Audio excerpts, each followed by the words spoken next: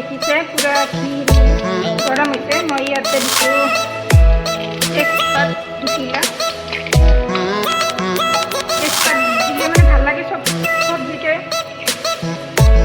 মই বনাম আজি হ'ব দিম। এতিয়া মই ইয়াতে 5টা গাজৰ ধুনীয়াকৈ কুটি লৈছোঁ। এতিয়া দেখিছোঁ গাজৰ। এতিয়া ইয়াতে দি দিম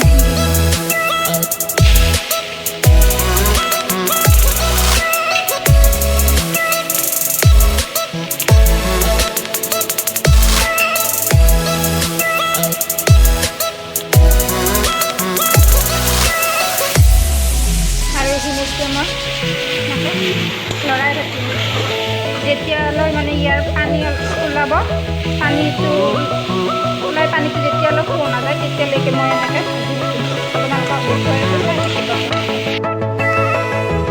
এয়া দেখিছে গাজৰ ভাজিছোঁ মানে যেতিয়ালৈকে ইয়াৰ পানীটো নাযায়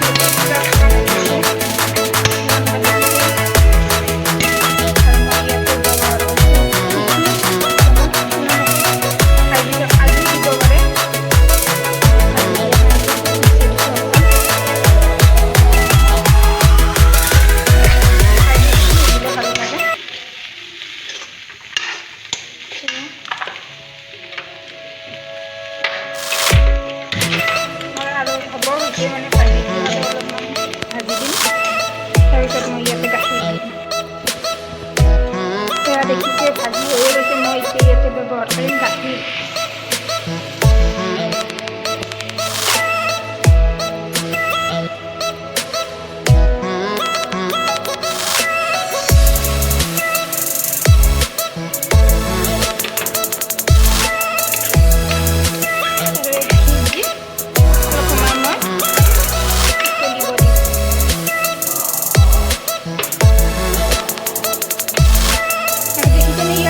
ধুনীয়া হৈছে।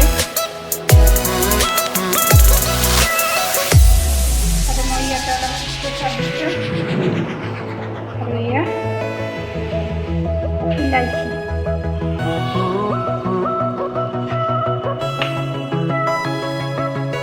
গাখীৰৰ লগত কেঁচা খাই খাই এতিয়া মই অলপ টাইম ফুৰিব দিম।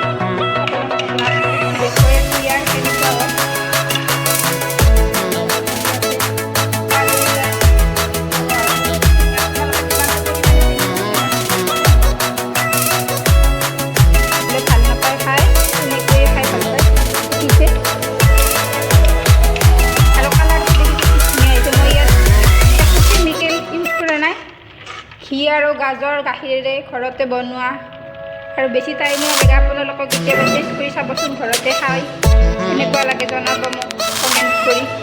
যিসকলে মোৰ ভিডিঅ'টো শেষলৈ চাইছে লাইক কমেণ্ট শ্বেয়াৰ ছাবস্ক্ৰাইব কৰি